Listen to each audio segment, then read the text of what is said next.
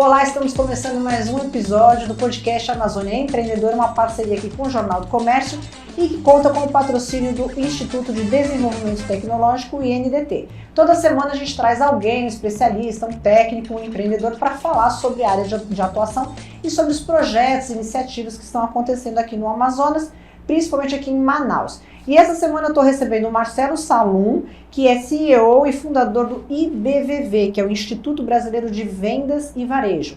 Ele tem mais de 24 anos de experiência em liderança comercial, é mestre em gestão de competitividade pela Fundação Getúlio Vargas de São Paulo e atua como mentor empresarial, palestrante, professor, ele é um monte de coisas. Mas para a gente não perder muito tempo, a gente vai logo partir para essa conversa. Marcelo, seja bem-vindo. Tudo bem? Tudo bem com que você? Que bom estar aqui com vocês. E que bom poder recebê-lo aqui no nosso podcast Amazônia Empreendedora. Eu que agradeço. Que é voltado justamente a empreendedorismo, então acho que tem muita sinergia aí para a gente conversar hoje. Me conta uma coisa, você é de São Paulo? Olha, eu me sinto mais manauara do que paulista. Ai, que engraçado isso. Faz 30 anos que eu estou aqui, como diz o bom caboclo, comi o jaraqui e não vai sair daqui. Hoje tenho esposa, tenho filha, tudo aqui em Manaus. Tu ganhou tudo aqui? Tenho negócio, tudo aqui. Eu agreguei tudo isso aqui, né? Que maravilha. Tenho negócio aqui, sou muito grato a Manaus, sou muito grato ao Amazonas.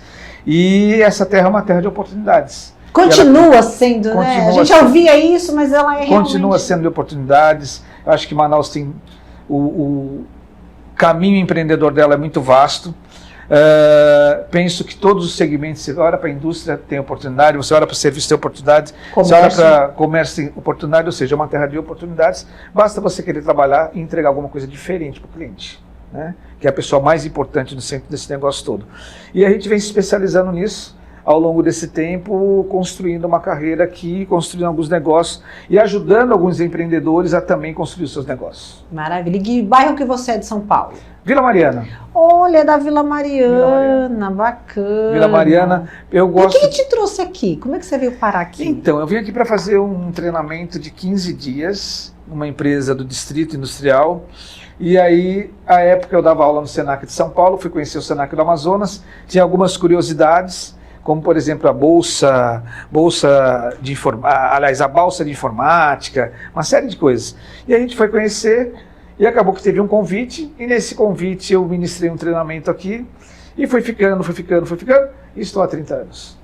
Sério que foi assim, Marcelo? Sério, foi assim. E como é que foi as suas coisas em São Paulo? Não, aí teve aquele trâmite de voltar, né? Quando eu cheguei em casa, falei, pai, vou morar em Manaus. Ele falou, em Manaus? Mas lá tem o quê lá? Tem o quê em Manaus, né? Não, tem polo industrial, mas e aquela questão da Amazônia, jacaré? Eu falei, não, isso aí tudo esquece. Que coisa, até hoje tem esse mito, né? Até hoje, a gente fala que mora em Manaus, o pessoal logo pergunta, mas tem jacaré, tem macaco? Na verdade, eu penso que aquela época, meu pai, há 30 anos atrás, então tinha uma percepção que não era tão ampliada, diferente, mas hoje eu penso que isso é uma tremenda falta de informação, porque aqui nós temos uma riqueza intelectual muito grande, uma riqueza bio enorme e um rio de oportunidades. Que não deixa a desejar a nenhum grande centro, nenhum lugar do mundo. Nós só temos um grande problema, que é o problema logístico, né? Que não é um problema, na verdade nós estamos isolados por uma questão que é melhor a gente não entrar nesse mérito, que é uma questão pura e simplesmente, acho que de uma vaidade pessoal, de não abrir essa estrada para que a gente possa se interligar ao restante do país sem precisar sair daqui somente... E passar tantos apuros, né? Passar por tantos apuros e sair aqui somente de questão aérea, né? Dizem que vai resolver. Entra anos, sai anos, que agora vai, agora não vai, depois vai de novo. Hoje de manhã teve uma notícia novamente de que agora caíram as licenças, que não sei o que, a gente fica nessa esperança. Mas o fato é que, mesmo diante de tudo isso, nós somos aí uma das maiores economias do Brasil e temos assim muita perspectiva para um 2026 extraordinário.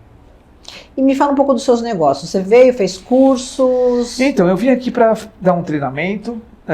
A partir daí, depois fui contratado numa grande rede varejista aqui, passei 8 anos nessa rede varejista, depois fiz 2 anos numa multinacional, implementando uma série de negócios aqui, não sei se eu posso falar o nome ou não dessas empresas. Pode, aqui não tem problema nenhum, aqui pode falar tudo.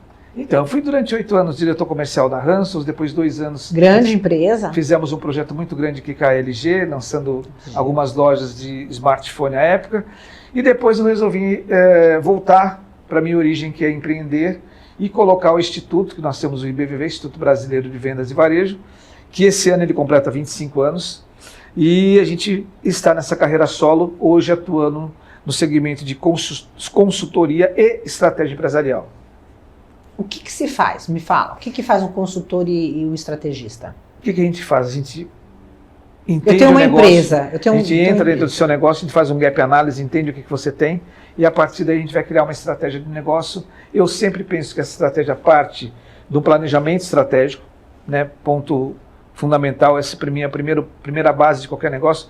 A partir desse planejamento estratégico, a gente começa a implementar algumas mudanças no que diz respeito à organização do negócio. Criação de cultura, né? Hoje a gente tem que ter esse propósito da cultura muito forte, a questão documental, processos, procedimentos e pessoas, tudo isso interligado à tecnologia e, obviamente, que nesse instante trazendo a inteligência artificial para o centro do negócio, conectando tudo isso para o cliente e pelo cliente.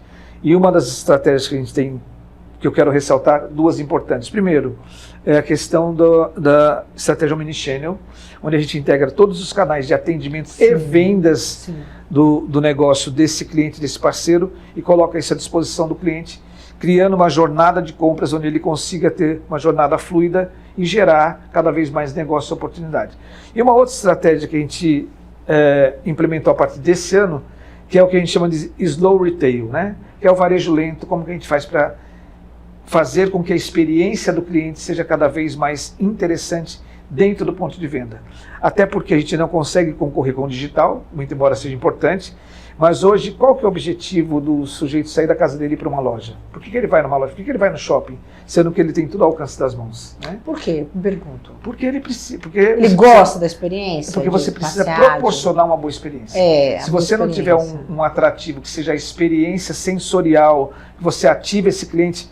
E nós, como latinos, né, a gente gosta de pegar, tocar, ver. Sentir. Por exemplo, qual foi o maior desafio da pandemia? Obviamente, de todos os outros, que eu não quero entrar nesse mérito, até porque foi um período muito caótico. Mas qual foi o grande caos? Você não poder estar com pessoas. Né? O isolamento faz a pior coisa que tem.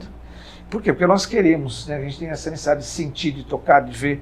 Então o varejo ele precisa ser referência no sentido de gerar experiência para esse cliente. Para trazê-lo, né? Para que possa chamar a atenção e falar assim, peraí, olha, vale a pena, em vez de eu pedir no celular, deixa eu ir lá.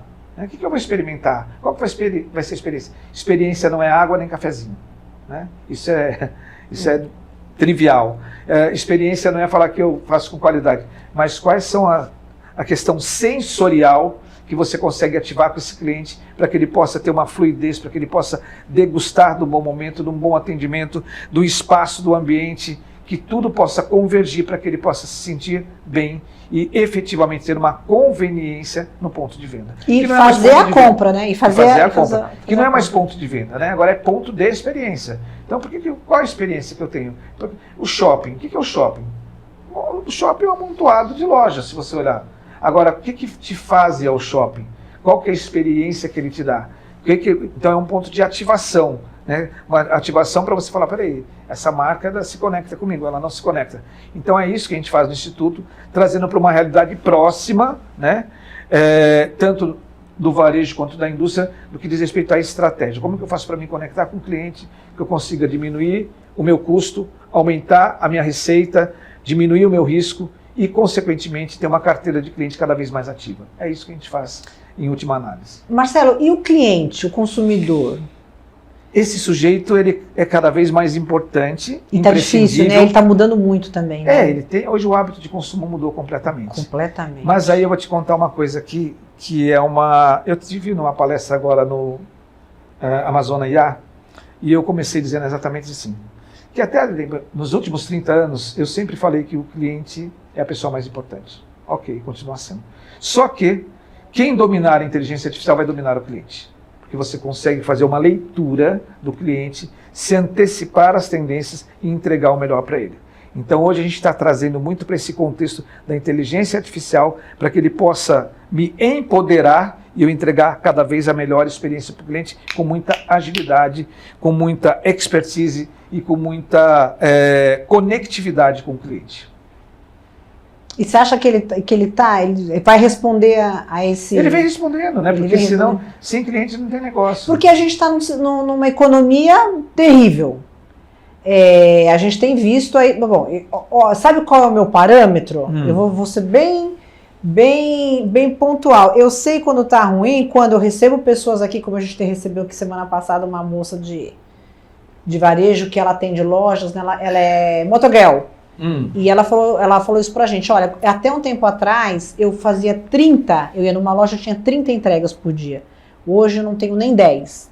E quando eu entro no supermercado, para mim é um excelente termômetro, tá? Que eu entro no supermercado e a gente vê a carestia, a gente vê as pessoas consumindo menos, a gente vê as pessoas, isso, gastando menos. Em todos os lugares que a gente vai, a gente dá aquela olhada, mesmo em shopping, a gente vê muita gente andando, pouca gente comprando. Eu não sei se essas pessoas, elas estão, de repente, parte delas no online, também no virtual, e não estão comprando presencialmente, mas eu vejo assim, o próprio consumidor muito mais consciente do seu dinheiro, fazendo valer muito mais seu dinheiro. Então, por exemplo, no online ele entra lá, ele digita, ele vê onde está mais barato, ele faz a pesquisa dele rapidinho para saber se compensa ele ou não. Questão de segurança. Nós tivemos shoppings aqui em Manaus já que foram... um dia desse aconteceu, não vou mencionar aqui para não falar do shopping, mas a gente teve 2 casos de roubo de joalheria num shopping grande. Depois outro, a gente teve um assassinato na entrada de um outro shopping center. Então, a questão da segurança da pessoa sair da casa dela para se deslocar, para ir até um shopping. Olha que eu estou falando de shopping center, que são... via de regra, os lugares mais seguros, né? A gente geralmente prefere um shopping, que a gente julga que é mais seguro do que numa loja de rua, que você tem que estacionar na rua e tal. Então, eu vejo todos esses comportamentos, né? Por isso que eu tô te puxando. Não, vamos lá. Por causa disso, entendeu? Essa leitura, eu penso que eu respeito a sua leitura, mas eu divido completamente, né? Quando a gente olha para o mercado hoje, a única coisa que me diz que a economia está andando de lado é a taxa de juros, só. Todo o restante, a economia está muito bem, obrigado. Tá? Todos os nossos clientes, poderia citar aqui vários deles em segmentos diferentes, desde o segmento de indústria, comércio, panificação, restaurante, todos, sem exceção, estão crescendo. É mesmo? Todos estão crescendo. Eu acho que existe um equívoco de leitura, até porque quem continua fazendo bem feito, continua conquistando o cliente e crescendo. Todos estão... Se eu falar para você, a gente atende um grupo de restaurantes, Grupo Wilson Monteiro, por exemplo, são 4 restaurantes. Esses 4 restaurantes, o ano todo eles cresceram e vão terminar o ano com um crescimento superior ao que a gente imaginava. Mas por quê? Porque a gente preza pela qualidade do produto, pela experiência do cliente, a gente vive observando o custo, né? Porque custo é igual unha, você tem que estar cortando o tempo todo. E na outra ponta, um fator primordial, a gente trabalha com meritocracia. Então a gente tem meta, a gente está o tempo todo colocando meta para o nosso time para eles poderem alcançar. Então eu penso que não é bem assim, eu vejo que o mercado está super aquecido, a gente está tendo um ano muito bom, a gente está tendo um crescimento da economia de 2,5%, né? A gente está com o dólar aí que hora sobe, hora desce, os juros altíssimo, aí eu concordo com você que os juros realmente inibe o poder de compra, mas eu ainda vejo uma outra coisa muito mais além. 2026 vai ser o melhor ano que nós já tivemos, tá? Por quê? Previsões, XP, Itaú, vamos ter queda da taxa de juros, dólar abaixo de 5, crescimento de 2,5% a 3%. Agora você precisa fazer o quê? Fazer a lição de casa, olhar para dentro do negócio, trazer uma experiência diferente para o cliente, gerar conexão, interatividade, precisa ter planejamento estratégico. As pessoas ainda estão acostumadas a fazer tudo, vamos fazendo, no oba-oba, e não é oba-oba, é estratégia que manda. Esse ano que a gente está finalizando, 2025, nós fizemos 19 planejamentos estratégicos, coisa que no passado a gente fazia 2, 3, fizemos 19. A gente já tem agendado para 26, pelo menos 4, né? E a tendência é que a gente vai, ao longo desse final de ano, início de janeiro, a gente vai crescendo essa gama de clientes que estão pensando estrategicamente no seu negócio. Então a dica é, a economia só não vai bem para quem fica parado, né? O mercado está sempre se mexendo. tem sempre oportunidade. Agora, se você ficar parado, você vai fazer parte de uma vala de empreendedor que vive reclamando, né? Esses dias eu estava numa roda de empreendedores, e todo mundo, como é que tá o negócio? Ah, tá ruim. Aí chegou e falou assim, tá ótimo. Todo mundo virou e falou assim, ah, então, né, veja bem. Então, assim, porque as pessoas não gostam de dizer o quanto elas estão bem. Então, as pessoas gostam de jogar pelo pessimismo. E independente de política, porque eu vejo que política, a meu ver, não influencia em nada o meu negócio, se for A, se for B, se for C, o que influencia sim é o que eu estou fazendo estrategicamente dentro do ambiente de negócio para que eu possa buscar uma gama de clientes ou atender o cliente que eu tenho. Por exemplo, uma coisa que ninguém faz. Vamos olhar para a sua carteira de clientes. O cara fala, ah, não, quero conquistar cliente novo, quero conquistar cliente novo. Eu sou da estratégia do O. Primeiro você conquista o seu território, para depois você buscar o território. Então, assim, tem muita oportunidade. O que falta é estratégia, cabeça no lugar, pensar no seu negócio, pensar no cliente, melhorar, fazer o básico bem feito. Todo mundo quer entregar com drone, não, para com essa viagem, gente. Vamos fazer o básico bem feito, vamos planejar estrategicamente, vamos treinar o time, vamos treinar a liderança, vamos ter produto. Cara, eu quero crescer e não tem produto. Não, então, está todo mundo numa guerrinha de preço. Preço fecha a porta. Tudo que você falar de preço, a meu ver, fecha a porta. Você tem que entregar valor, né? O que é valor? É a capacidade do sujeito, da percepção do cliente. Só que algumas pessoas ainda acham que preço é o que é mais importante. Então, fechando porta, vou continuar fechando porta. Maravilha. Marcelo, você pode falar um pouco da sua missão? Que você tem uma missão? Sim. Esse é o 10º ano que a gente acompanha a maior feira de varejo mundial, que é a NRF, National Retail Federation, que acontece em Nova York todos os anos, e todos os anos nós vamos, né? Junto com a Fundação Getúlio Vargas, com a FGV, e nos últimos 3 anos a gente vem levando uma delegação do Amazonas, juntamente com a FGV, para Nova York. Então a gente está com uma gama de empresários que vão lá exatamente fazer o quê? Participar do epicentro do varejo. Nova York se torna um grande epicentro do varejo. Só para você ter uma ideia, geralmente são 40 mil pessoas que participam nessa feira. O Brasil é a segunda maior delegação que vai. São mais de 2 mil expositores e nós temos os simpósios, os keynotes, que acontecem com CEOs, empreendedores, né, empresários como, por exemplo, o CEO da Walmart, o CEO da Target, da PepsiCo, Swarovski, grandes marcas que estão ali compartilhando o seu dia a dia, trazendo estratégia de negócio para a discussão, fazendo o lançamento, seja de experiência de compra, operação de loja, inteligência artificial, tudo isso no mesmo espaço. Então a gente vai beber da fonte para depois a gente implementar isso aqui, obviamente, olhando as características regionais, para que a gente possa entender o nosso cliente local e adequar tudo isso para ele. E o mais importante, que depois nós temos as visitas técnicas, que a gente vai ver na prática o que está funcionando, o que as pessoas estão testando e executando. Então, assim, é um evento muito legal, muito interessante. O ano passado, na delegação da FGV, nós tivemos 140 pessoas, eram 6 empreendedores amazonenses. Esse ano a gente estima que nós vamos ter em torno de 10 que vão estar lá, saindo na frente, tendo essa vantagem competitiva e trazendo para cá o que há de melhor para o seu negócio. E aí a gente deixa de olhar, esse olhar simplista de que está diminuindo, está ruim. Não, tá bom.